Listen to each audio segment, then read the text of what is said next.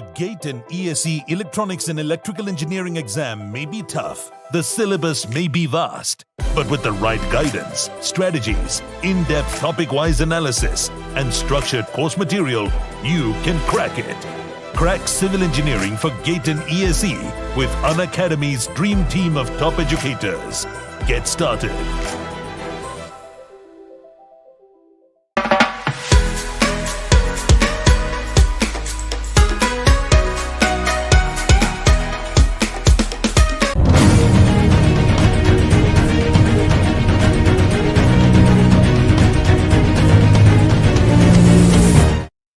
Hi good morning and welcome to all of you. आप सबका स्वागत है बच्चों इस क्लास में। जैसा कि पता है बच्चों, आप लोग के लिए एक मैं सीरीज स्टार्ट किया हूँ। इस सीरीज में आप लोग के प्रीवियस ईयर क्वेश्चन सॉल्व करा रहा हूँ जनरल एप्टीट्यूड के, जो कि गेट एग्जाम में पूछे गए। तो आप स्क्रीन पे देख सकते हैं बेटा, आप लोग स्क्रीन पे आप लोग क्लियरली दिख रहा होगा कि यहाँ पे हम लोग डिस्कस करने वाला बेटा पहली बार जो गेट में जनरल एप्टीट्यूड इंट्रोड्यूस किया गया था बेटा 2010 में पहली बार इंट्रोड्यूस किया गया था। अभी तक 2021 तक क्वेश्चन पूछेंगे, तो जितने भी क्वेश्चन है 2010 से लेकर 2021 तक सारे के सारे हम लोग डिस्कस करने वाले, वो भी ईयर वाइज। तो हम लोगों ने स्टार्ट किया है बेटा 2010 के क्वेश्चन से। तो 2010 के कुछ क्वेश्चन, दो क्वेश्चन मैंने लास्ट क्लास में किया था, और आज बेटा सेकेंड क्लास है, डे 2 है बेटा। तो आज भी दो क्वेश्चन हम लोग सॉल्व करेंगे। ऐसे दो दो क्वेश्चन सॉल्व करते जाएंगे बेटा, और सारे क्वेश्चन हम लोग सॉल्व कर लेंगे। तो ये सीरीज बहुत लंबी चलने वाली है। और एक और बात बता दो बेटा कि इस सीरीज की सबसे खास बात है बेटा कि सारे ब्रांच वाले देख सकते हैं। आप इलेक्ट्रॉनिक के हैं, इलेक्ट्रिकल के, इंस्ट्रूमेंटेशन, मैकेनिकल, सिविल, सारे ब्रांच के जितने भी क्वेश्चन आए हुए एप्टीट्यूड के सारे इस सीरीज में कवर करने वाला हूँ। इस सीरीज का पैटर्न ये कि दो क्वेश्चन सॉल्व करेंगे, दो क्वेश्चन में आप लोग को होमवर्क दूंगा, वो खुद से आपको ट्राई करना है, उसका आंसर कमेंट करके बताना है। और वो जो दो क्वेश्चन जो होमवर्क करेगा उसको नेक्स्ट क्लास में हम लोग डिस्कस करेंगे, उसको हम लोग नेक्स्ट क्लास में हम लोग डिस्कस करेंगे। ठीक है, तो सीरीज को स्टार्ट करने से पहले बच्चों मैं अपने बारे में बता देता हूँ। मेरा नाम अविनाश है बच्चों, और मैं पिछले 7 साल से जो बच्चे गेट ईएससी और पीएसयू की तैयारी कर रहे हैं उनको ट्रेन कर रहा हूँ। अभी तक मैंने 25,000 से ज्यादा बच्चों को ट्रेन किया है। मैं जो सब्जेक्ट लेता हूँ general aptitude, engineering mathematics and digital electronics. मैंने कैट के एग्जाम में बेटा 99.86 परसेंटाइल स्कोर किया हुआ है क्वांट के सेक्शन में। आप लोग यहाँ पे देख सकते हैं कि जो सबसे ज्यादा हाईली वेटेड सब्जेक्ट है, जैसे कि जनरल एप्टीट्यूड आपको पता है गेट के एग्जाम में 15 नंबर का फिक्स से किया जाएगा। इंजीनियरिंग मैथमेटिक्स आप लोग को पता है बेटा 30 नंबर का आना ही आना है। इन दोनों को मिला दोगे बेटा तो आप लोग का टोटल हो जाता है 28 मार्क्स का। तो 28 मार्क्स का वेटेज है बेटा मेरे सब्जेक्ट में। तो अगर आप लोग मेरे साथ प्रिपरेशन करना चाहते हैं बेटा तो अनअकैडमी पर सब्सक्रिप्शन ले सकते हैं। इस कोड को यूज करके, इस कोड को यूज करने पे आपको 10% का डिस्काउंट मिलेगा। साथ में मेरा गाइडेंस आप लोग के साथ हमेशा रहेगा जब तक आप लोग की प्रिपरेशन चलती रहेगी।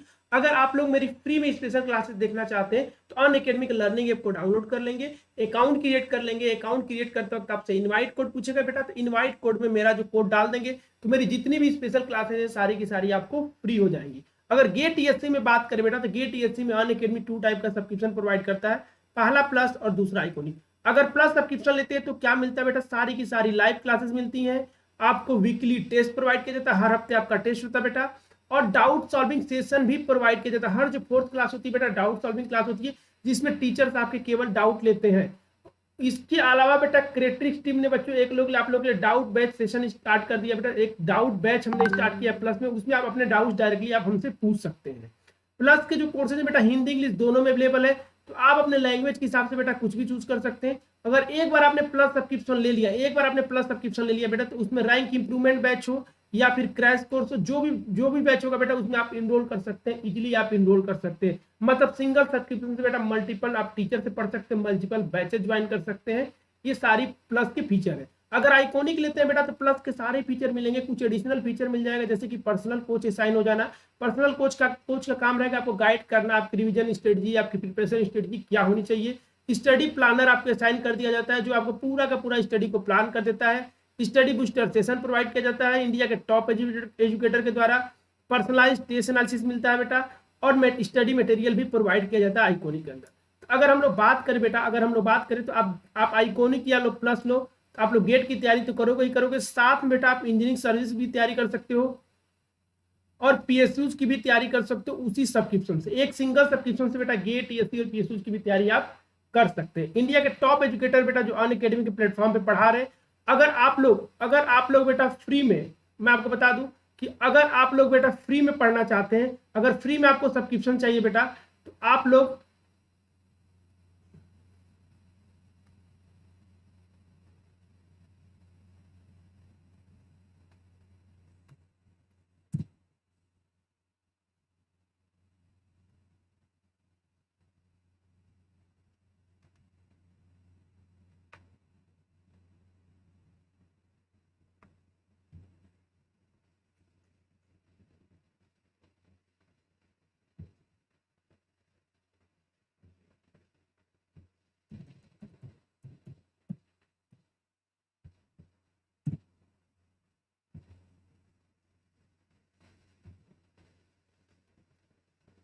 अगर आप लोग फ्री में सब्सक्रिप्शन पाना चाहते हैं बेटा तो अन अकेडमी हर हफ्ते बेटा हर हफ्ते हर वीक बेटा आप लोगों के लिए एक स्कॉलरशिप कंडक्ट कराती है बेटा। और इस हफ्ते बेटा 28 मार्च को आप लोग का स्कॉलरशिप टेस्ट होने वाला है दिन में 11 बजे। तो उसके पहले आप लोग को इनरोल कर लेना। इनरोल करते वक्त बेटा आपसे इन्वाइट कोड पूछेगा। तो जो मेरा जो इन्वाइट कोड है बेटा आप लोग को पता है अभी लाइव, इस कोड को यूज करना बेटा। इस कोड को यूज करने के बाद जैसे इस कोड को यूज करोगे बेटा तुम आप इनरोल हो जाओगे। और बेटा आपको बता दूं इंडिया के सबसे लार्जेस्ट स्कॉलरशिप टेस्ट होता है बेटा। हर हफ्ते आपको चांस दिया जाता है कि आप फ्री में सब्सक्रिप्शन ले लेंगे तो बेटा आप लोग इनरोल कर लेंगे, ठीक है।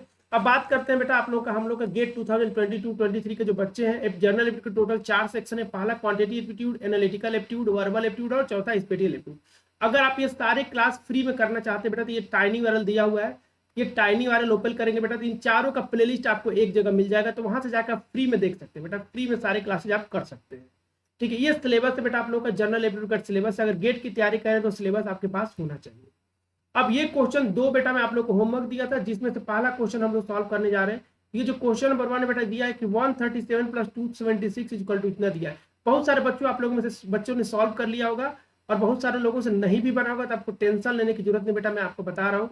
इन 2 नंबर को ऐड करने के बाद लिखा गया बच्चों 435 और आपसे पूछा गया कि इन 2 नंबर को ऐड करेंगे, इन 2 नंबर को ऐड करेंगे बेटा तो कितना होगा, ये आपको बताना है बेटा, ये आपको बताना है। अब मुझे यहाँ पे एक बात बताओ बेटा आप लोग, इन दोनों को अगर नॉर्मल तरीके से ऐड कर दो, डेसिमल में ऐड करोगे तो कितने लोग बोले 6 और 7 कितना होता है बेटा, तो कितना होता है 13 होता है सर, 13। 6 और 7 कितना होता है बेटा 13 होता है। तो अगर ये डेसिमल में ऐड होता बेटा तो यहाँ पे 3 लिखते कि नहीं लिखते, और 1 यहाँ पे क्या हो जाता है बेटा, 1 क्या हो जाता है बेटा, यहाँ पे 1 क्या हो जाता है, यहाँ पे सर कैरी हो जाता है, ठीक है। लेकिन यहाँ पे 5 लिखा गया, 5 लिखा गया बेटा, मतलब इसको 13 को 5 लिखने के लिए इसमें से कितना घटाएंगे तो 5 आएगा।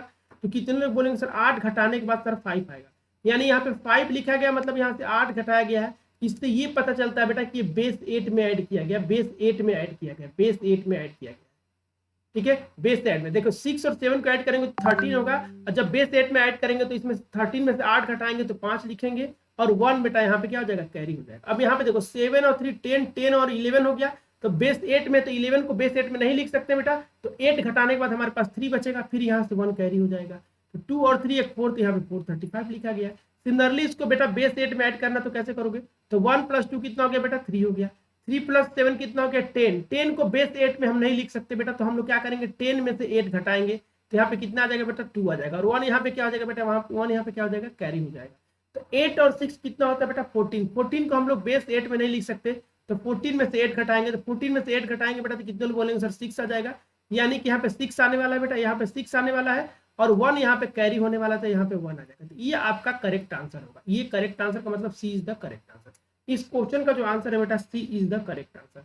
तो ये यहाँ पे एक लॉजिक दिया था बेटा कि 2 नंबर को ऐड किया था बेस 8 में, ये आपको आइडेंटिफाई करना पड़ेगा, ठीक है। आपको ये आइडेंटिफाई करना पड़ेगा एग्जाम में कि किस बेस में ऐड किया है, वही बेस का लॉजिक वहां पे आपको लगाना है, ठीक है। चलो नेक्स्ट क्वेश्चन ये दिया था बेटा आप लोग का, एक क्रिटिकल रीजनिंग का क्वेश्चन था, बहुत ही प्यारा क्वेश्चन था, और आप लोगों ने में से बहुत सारे लोग इसको ट्राई किए होंगे, क्योंकि जो भी क्वेश्चन मैं करा रहा हूँ ये पिछले क्लास में मैं दिया रहता हूँ, ठीक है। मेरा इस सीरीज का मकसद यही है कि 2 क्वेश्चन सॉल्व करेंगे, 2 क्वेश्चन होमवर्क दूंगा, तो ये जो 2 क्वेश्चन होमवर्क रहेगा उसको अगले क्लास में हम लोग डिस्कस करेंगे। ये तो क्रिटिकल रीजनिंग क्वेश्चन में क्या बोला बेटा, हरी, गीता, इरफान और सायरा ये 4 सिबलिंग है बेटा।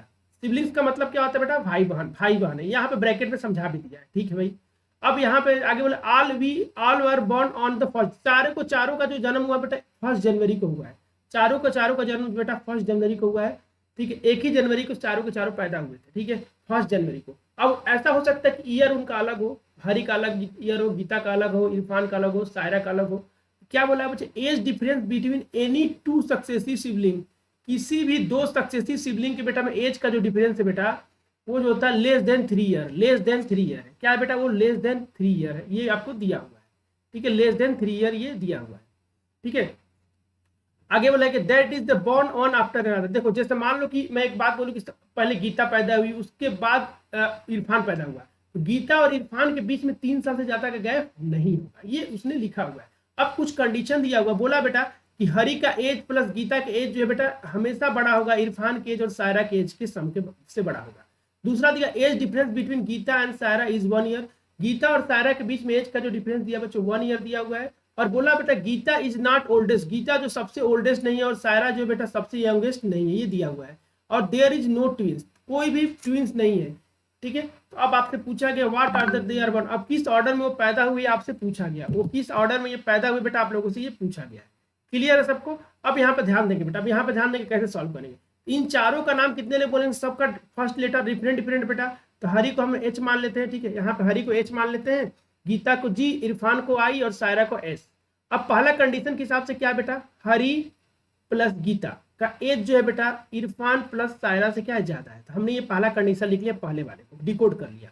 दूसरे वाले में बोले तो age difference between Geeta and Saira is 1 year, Geeta और सायरा के बीच में एज का जो डिफरेंस दिया बेटा 1 ईयर दिया हुआ है। Geeta is not the oldest, Geeta जो बेटा ओल्डेस्ट नहीं है, ठीक है, सबसे बड़ी नहीं है बेटा, और सायरा सबसे छोटी नहीं है इस ग्रुप में, ये दिया गया है, ठीक है, ये दिया गया। कितने लोग बोलेंगे सर दूसरे वाले से इन्फॉर्मेशन ये पता चलता है कि सर गीता और सायरा का जब एज डिफरेंस लिए होंगे, ऐसा हो सकता है कि गीता सायरा से भी बड़ी हो सकती है या फिर सायरा गीता से भी बड़ी हो सकती है। तो यहाँ पे हमने लिया बेटा 1, ये दिया हुआ है। थर्ड पॉइंट क्या दिया, देयर आर नो ट्विंस, कोई भी ट्विंस नहीं है। इसका मतलब क्या हुआ बेटा, इसका मतलब क्या हो गया कि इसका मतलब ये हो गया बेटा कि कोई भी मतलब कि चारों के चारों डिफरेंट ईयर में पैदा हुए, डिफरेंट ईयर में पैदा हुए। अब कितने लोग बोलेंगे सर इन दोनों का डिफरेंस 1 दिया है, तो ऐसा हो सकता है सर गीता जो होगी सायरा से 1 साल बड़ी होगी, या फिर ऐसा भी हो सकता है कि सायरा जो होगी गीता से बड़ी होगी। इन दोनों में से कोई भी एक कंडीशन हो सकता है, इन दोनों में से कोई भी एक कंडीशन हो सकता है। यहाँ तक आई थिंक सबको क्लियर हो गया। अब पूछा गया बेटा कि इनको अगर क्रम में लिखेंगे तो ओल्डेस्ट को सबसे पहले लिखना है, तो सबसे बड़े वाले को लिखना है, फिर उसके बाद घटने वाले को लिखा है। यहाँ तक तो क्लियर हो गया कि चारों अलग अलग साल में पैदा हुए हैं, ये बात सबको आई थिंक क्लियर हो गया। अब बेटा आप मुझे एक बात बताओ, साथ में ये भी बोला गया है बेटा, साथ में ये भी बोला गया है इनके बीच का गैप 3 साल नहीं होना चाहिए बेटा, और कोई भी ट्विंस नहीं है। इसका मतलब, इस लाइन का मतलब तो कोई भी ट्विंस नहीं है, इसका मतलब क्या हो गया कि बेटा इनके बीच का गैप 1 साल है, इनके बीच का गैप 1 साल है बेटा।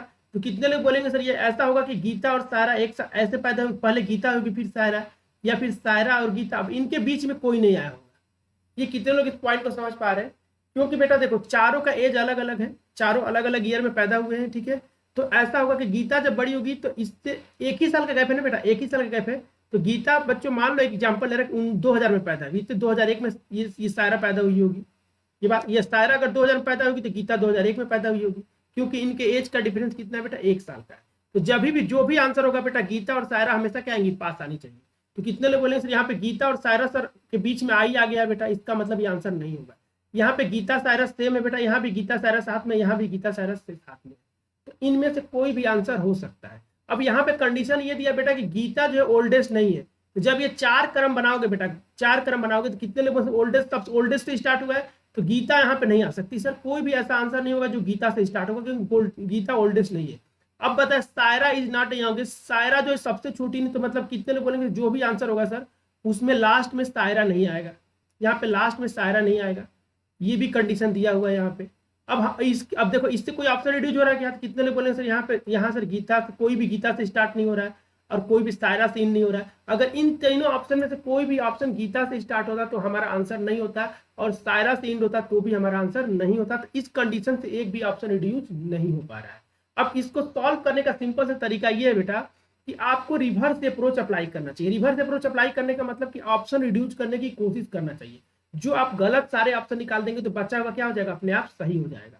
अब यहाँ पे आप सोचो बेटा, खुद सोचो कि अगर हम लोग बी ऑप्शन को चेक करते हैं, बी ऑप्शन को मान लो मैंने चेक किया, तो कितने लोग बोलेंगे CHI का मतलब ये हो गया बेटा, ऐसे ये अगर करेक्ट आंसर है, ये करेक्ट आंसर है बेटा, तो इसके हिसाब से क्या है कि सायरा बड़ी है भाई, इसको हम अगर करेक्ट मान लेते हैं मतलब सायरा बड़ी है।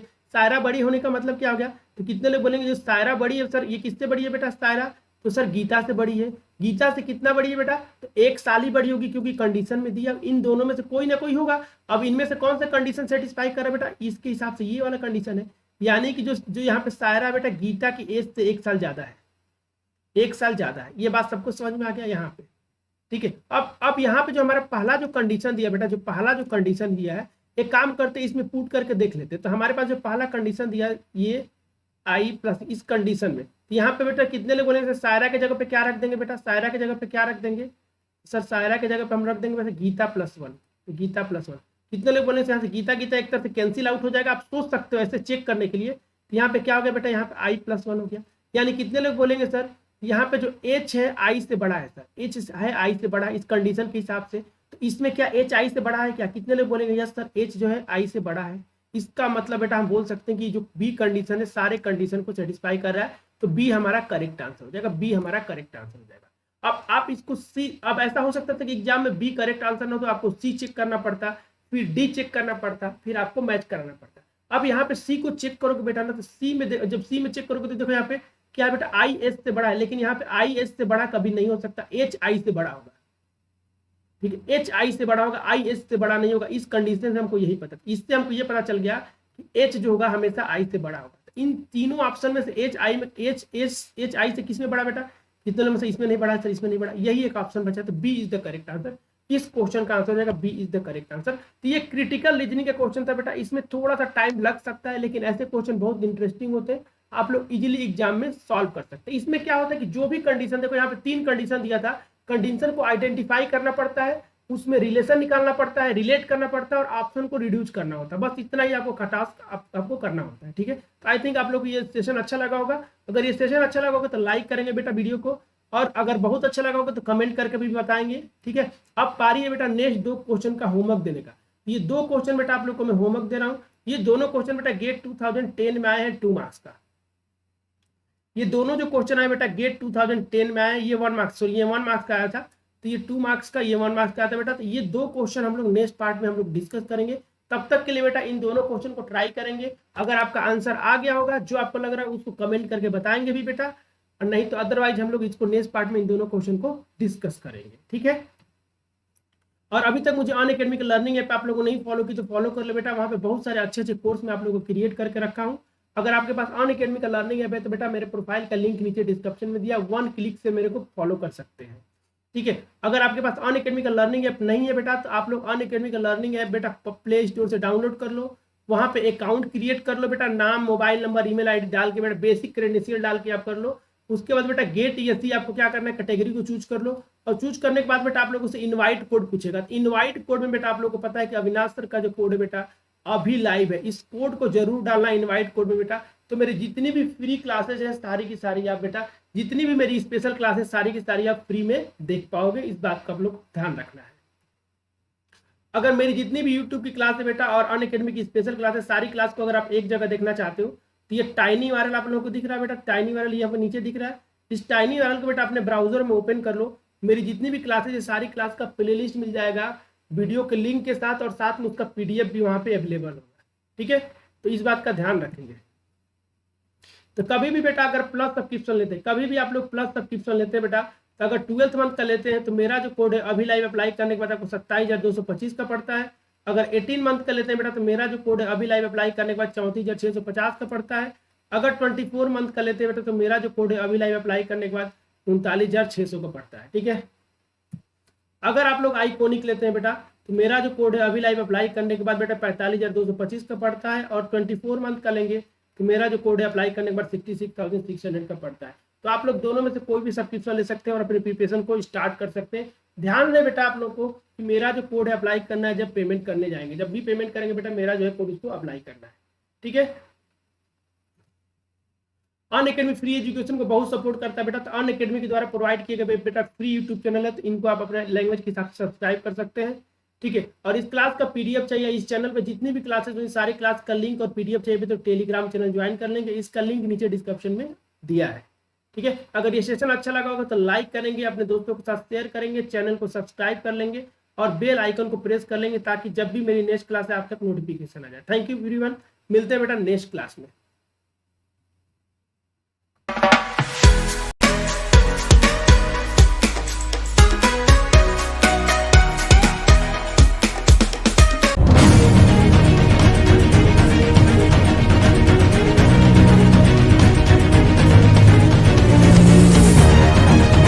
The GATE and ESE Electronics and Electrical Engineering exam may be tough. The syllabus may be vast. But with the right guidance, strategies, in-depth topic-wise analysis, and structured course material, you can crack it. Crack civil engineering for GATE and ESE with Unacademy's dream team of top educators. Get started.